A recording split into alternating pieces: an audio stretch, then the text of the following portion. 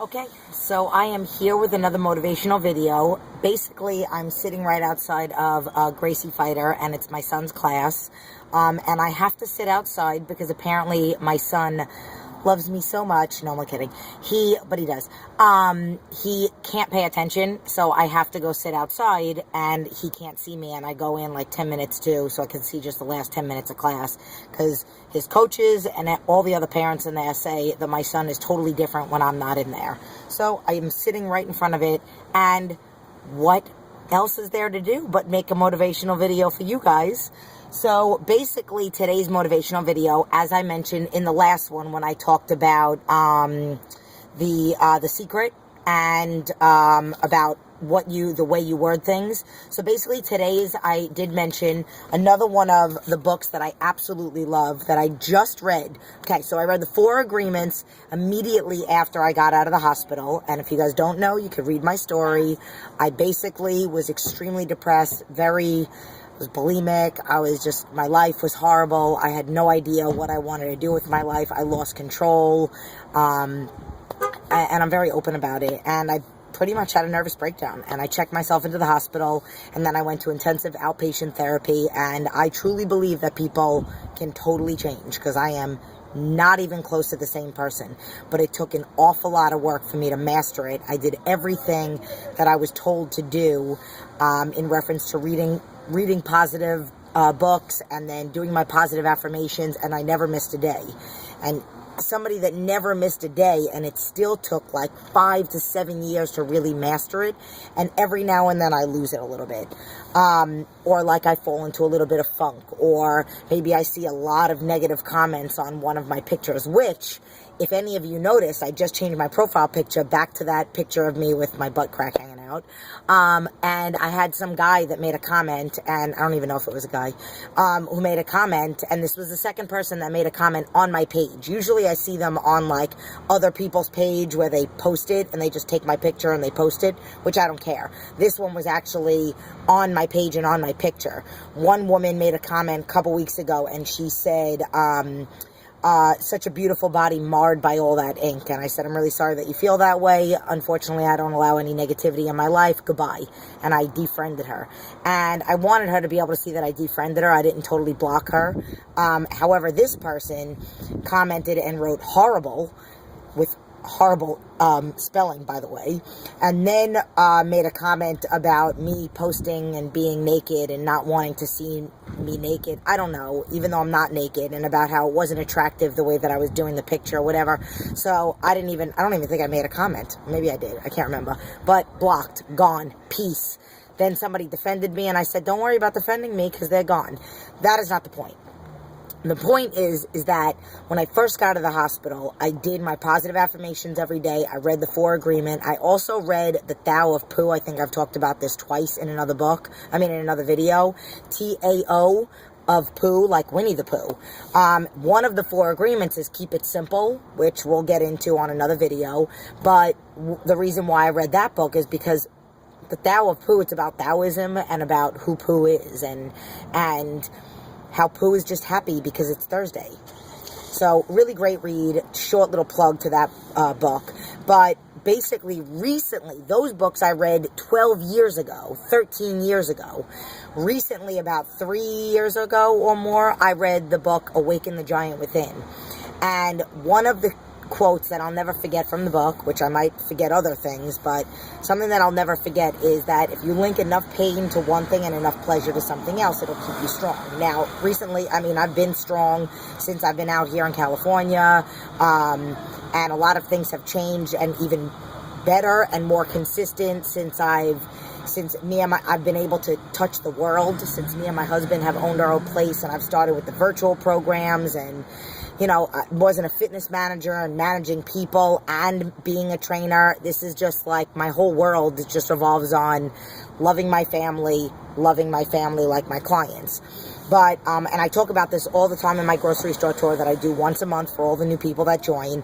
And basically what I do is, just to give mine as an example, I have Crohn's disease. So granted, it's extremely extreme, but if you can find something extreme enough, you can do the same thing. So for me, I love Tostitos. I actually would love to eat a bag of Tostitos and dip it in a gallon of vanilla bean ice cream. I know that's weird. That doesn't mean that you guys should go out and try it, because you will just end up having bubble gut, stomach aches, and it will make you feel like garbage. That's why I say I don't understand cheats, which that's a whole nother video. But basically, I can't eat ice cream because it will actually put me in an attack, but I could eat Tostitos. But when I see Tostitos, I link pain to those Tostitos. So you can literally eat a bag of Tostitos right in front of me, and I have no desire to eat it. You could eat my favorite foods that if I didn't have Crohn's disease, I would probably be overweight because, well, maybe not, but whatever. That's why I say Crohn's is a blessing in disguise for me, because it has kept me healthy. But basically, when I see, let's say, for example, when I see Tostitos, I see me not being able to demonstrate an exercise for one of my clients that is super dynamic, beyond athletic, and I need to be able to murder the exercise so that he's like, oh, okay, or she is like, oh, okay, that's easy. I can't look like I'm struggling. I would never want somebody to okay, I want you to do these kind of push-ups or single arm push-ups, and then all of a sudden they can't even do them. So that's my goal. If it was something that I physically can't eat because of my Crohn's, I see, or let's go back to the Tostitos. I see that I can't do the workout. I see that I have to try to work out when I'm feeling like crap to make up for the crap that I ate, which I already work out hard. I don't want to have to work out any harder because I have to make up for eating bad. So when I look at those Tostitos, I see that. I see tightness. I see swelling. Please, right now, if I eat one extra piece of low-sodium turkey than what I usually do every single day, boom, my feet are swollen and my fingers are swollen. That's how sensitive I am. But a lot of other things. It'll affect a lot of other things. I see a headache, in reference to foods that I can't eat, that would put me in an attack, like peanut butter. I like peanut butter, but I can't eat it. I like carrots, but I can't eat them.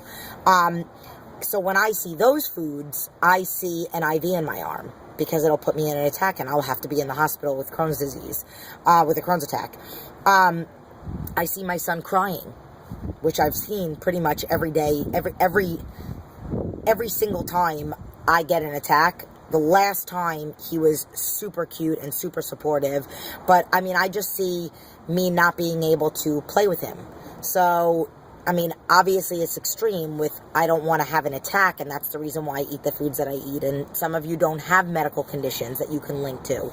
But if you have something else, like a kid, if you eat something bad and you promised your kid that you would take him to the park after you guys go out to dinner on Sunday or out to lunch on Sunday, and if you eat something bad, then you're probably going to feel tired, and then your kid's going to get disappointed because you can't go because mommy feels like crap because she would rather eat something bad.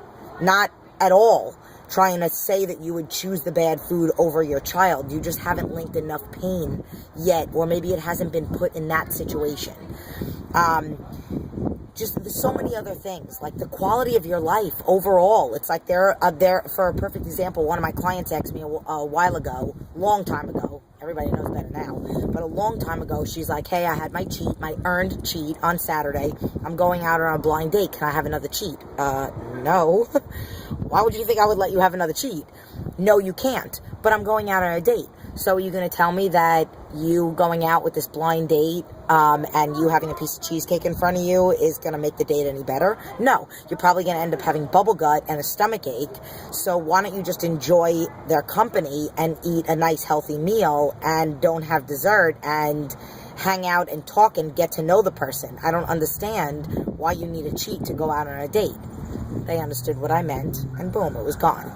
So if you learn to link healthy food with better times, quality time with family, quality time with you, a better workout, murdering your workout just because you murdered it, not because you had to make up for eating bad.